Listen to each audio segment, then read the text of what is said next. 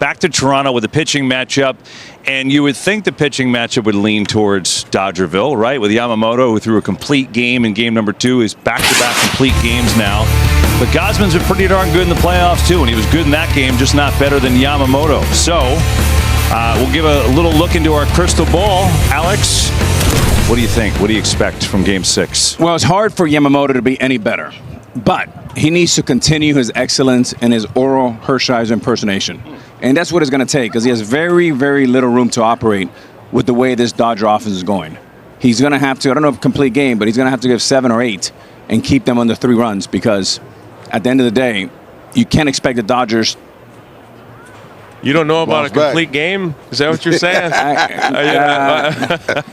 It's going to have to be something very, very, very strong. I'll tell you what. You can have the best offense, and if you don't have good pitching, you're not going to win game. Mm-hmm. You can have the best pitching, and if you don't have good offense, you're not going to win game either. Mm-hmm. So, yeah, they're going with Yamamoto, but they need to score runs. That's it. And that's the biggest issue. And they are facing Gausman. Preach. Gausman, he pitched a hell of a game his last outing. Did.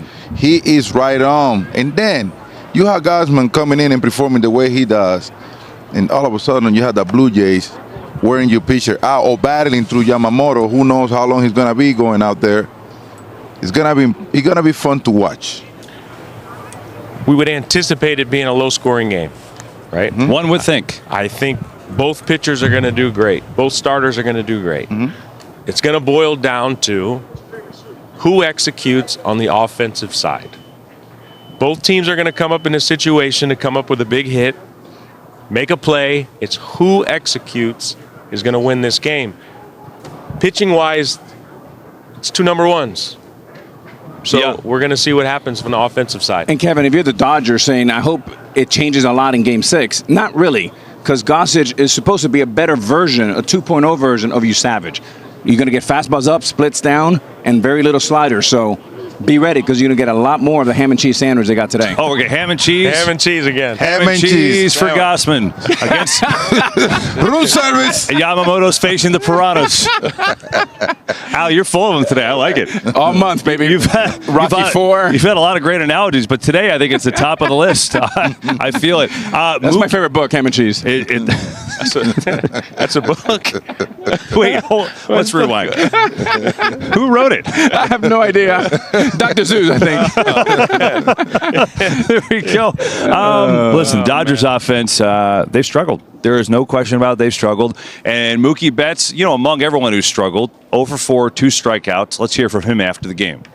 I can't put any. I don't want to speak on anybody else, but for me personally, I've just been terrible. I've been terrible, and there's no. I wish it was from lack of effort. I really do, but it's not. So I don't have any answers. Interesting. You gave your guy a pep talk for the game. You know what Mookie is. He's an MVP. He's one of the best there is. It's an interesting soundbite. It hurts. Yeah, it hurts. Maybe it hurts. Maybe confidence a little hit a little bit. I know Mookie very well. It hurts to see him answering question that way, because to me he still is one of the best players in the game. But it seems like his confidence level are pretty low right now. And of course, I don't blame him. When you don't see result, Kevin, you start questioning yourself. And everybody around, when you already showed us a superstar status, everybody start questioning you when things are not going well. Now, if I'm Mookie, I would put that all behind and come back tomorrow. You remember how we used to prepare to go to play a Little League game? Yep. That you wasn't thinking about scouting report, you wasn't thinking about what people say, you wasn't thinking about what I did yesterday. When you play in Little League, Kevin, all you want to do is just go and see the ball and hit it. Try to hit it. Have fun. Because if at the end of the day, that's what the game is all about, having fun. I see my boy stressing out. Of course, he's not getting the result that he used to, but you against the wall right now. You got to go for your best. You got to get that monkey off your back, and the only way you can do it, and the only way you can survive in the jungle, is just put this behind like he did after the first game, the first loss. It's just a loss. We got to come back and play tomorrow. You got to do exactly the same thing right now. I appreciate what he said because it's the truth. You know what I mean? We've all been there. We've all sat there in front of our locker and said that we've been terrible. The great thing about the postseason is who cares what's happened up until a particular point. He's going to be up in Game 6 with an opportunity to do something special. And if he does do something special, no one will talk about his postseason prior to. Preach. You know what I mean? That's the way you have to look at it. This is over and done. You can't change it. Like I said, when you're in the postseason, we've all struggled. All eyes are on you. They're going to dissect every player, every at-bat.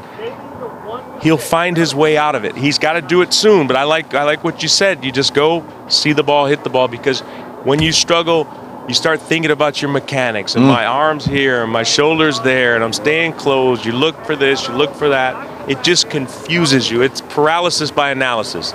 Just get up there, find a pitch, get a hit, and everyone will forget about what's happened up until this point. Captain, not so fast. I like what you said, but I disagree with you here.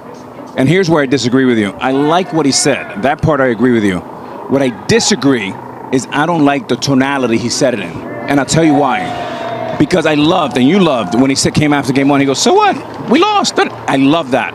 It's not what you say, it's how you say it. And the reason why is this becomes your first at-bat for Friday. You're setting the tone. And you got to trick your subconscious to basically say, I'm okay. It's Hollywood. You got to act.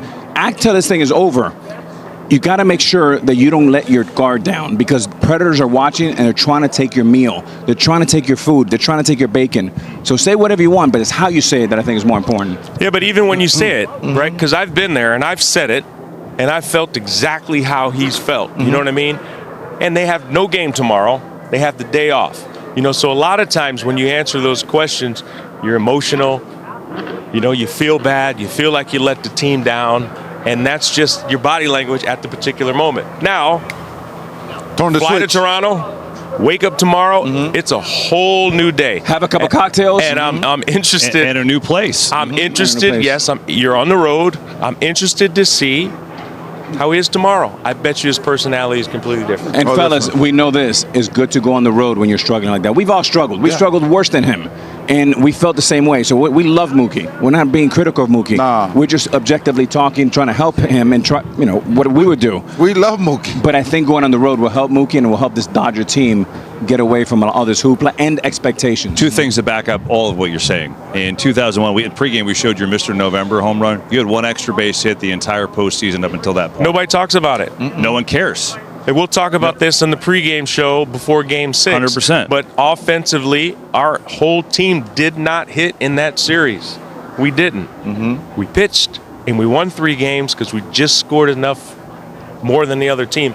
That's another conversation. Tune in to Game 6. Now let me ask. Nice tease. Yeah, good tease.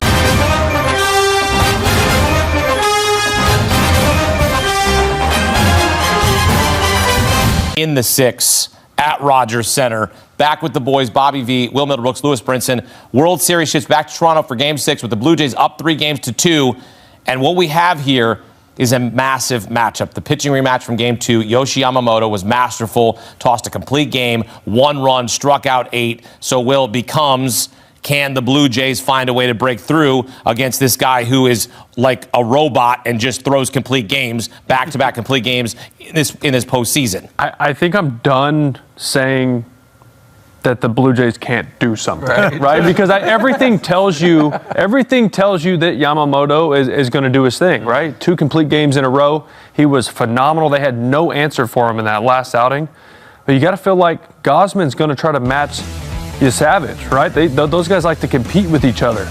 But back to Yamamoto, it's 3 pitches right at you. Fastball, splitter, curveball. He's got a cutter as well. And just everything to the exact spot. Wherever the glove is, he hits it. It's going to be hard to back up his last 2 outings. But at this point, I'm not sure that he can't. I'm not going to put it past him. But, yeah, I mean, at this point, the Blue Jays have shown us that they can hit elite pitching. They can hit elite location of pitches. Obviously tonight with the first 3 pitches of the ball game that they sent packing. But Yoshinobu Yamamoto is him, and he is the Dodgers ace right now. And that last outing, I mean, they're going to have in the back of their mind, they're going to have a good game plan going. If they can stick to that game plan, and if he makes mistakes, which we know he really doesn't make that many mistakes, but if the Blue Jays can capitalize on the minimal mistakes that he does, maybe play a little small ball or something, maybe they can get it done against him. Tough for the manager here, Bobby. Right? Yeah. With Yamamoto, who do you trust in that bullpen more than a him? long leash. Where on the other side, there'll be a short leash. Yeah. Okay? Because Gausman did unload some and looked great for 5 innings and had that 80-pitch window. And closer it gets to that, the more you're going to look for the whole group to try to slay the giant Yamamoto. And Varland because didn't he'll get be in out today. there. So in Varland's the got to eighth. pitch. You're saying there's going to be a longer leash on Yamamoto. Absolutely. But what if let's hypothetical situation. Let's say he gave up a couple of runs. Yeah. Right? And he gets into some trouble. And you're managing for your season. You're managing to force a game 7. You shorten the leash early in the game. But if he's doing what he could do, lengthening the leash means let him go longer. He's as good as what I have out here, even though he's wasted a lot of the tank. Understand? That's the longer leash, that they go deeper. If he gives it up early, it's all hands on deck, and they'll be panicking and not going to take anybody's feelings into consideration. I just wonder if that plan is in line with what the Dodgers will want to do. That's one perspective, and I appreciate that and respect it, but we know what the Dodgers do, right? Like, they've got a game plan, and they're going to stick to that sort of robotic-type mindset. There's no one in that bullpen I trust more than him, though. There's not. And remember, Shohei Ohtani is an option out of the bullpen in Game 6 and 7. Dave Roberts did say that. 7 for sure.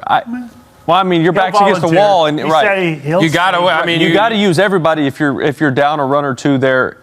Yeah. In Game 6, you can't leave anything in the tank and go into the offseason and say, well, we should have. Right. I mean, this is win or go home. You know what I'm saying? Like, this is, literally you got to win this. home. Yeah, you got to win this game. So at all costs, you figure out Game 7 when Game 7 happens. But right now, we got to win Game 6. So if it looks like Yamamoto, like you said, if he kind of gives it up, he's not showing that he's the Yamamoto that he's been all postseason, maybe you shorten up that leash. Decision. Right. And then, but if you get into the 5th, 6th inning, then he starts to be rattled a little bit, then you maybe, I kind of trust this guy rather than going to my bullpen. But Shohei could be in play. Everybody needs to be in play. You got to win this game. 7th inning, tie score, 0-0. A guy gets on base. Are you going to keep him at his 101st pitch? Yes. Or are you going to go to someone else? I'm keeping him. He throws I think 120 so, too. pitches a game. Who's up? I think so. If Vladdy's up, and he's facing him for a 3rd, 4th time, that's going to be a tough decision. It's going to be a tough decision. Who do you But that's trust the to leash, get Vladdy out right now in that Dodger bullpen? Yeah. That's the Ohtani, question. Maybe. Probably Henriquez, who throws 102. Emmett right. Sheehan. Yeah, or Emmett still him. Sheehan. Emmett Sheehan. Maybe. I don't know. Klein will be ready. I'm not gonna look. Klein will be ready. I'm not doubting any of the relievers in that Dodgers bullpen after what they did in that epic Yeah. Game 3. I'm just not doing it. Yeah. Look, the Dodgers knocked Kevin Gausman out of Game 2, gave up 2 home runs in the 7th inning. I would think that John Schneider will be a little more careful here with Kevin Gausman. But tomorrow. You have a chance to win it in Game 6. You want to manage it to win it in Game 6. If you go to Game 7, anything can happen. Yep. Yes, you have Scherzer. That's great to start. You're going to have Bassett. You're going to have all these guys. You're going to have Bieber who can come in after him if need be. So it's all hands on deck for Game 7. But they want to win it in Game 6 to not have to worry about that game that anything can happen. Oh, yeah. And to your point with Bassett, I think Bassett might be the first one if he gets in trouble. I mean, Gausman can go out here and shove and, kind of ride him off into the sunset and bring in Hoffman or bring in Varland, whoever is the setup guy. But Bassett has shown that he's a weapon out of this bullpen. He's, not really giving up anything. And he's another guy that he's in the trust circle, right? You bring him in. We know he's going to give us quality innings. He's going to give us quality pitches. He's going to give us a chance to win the ball game. So I think Bassett might be a guy after Gausman. To stretch him the other night and didn't, so that he could use him and make sure that he's not used up. I think the perfect recipe would be Gausman 6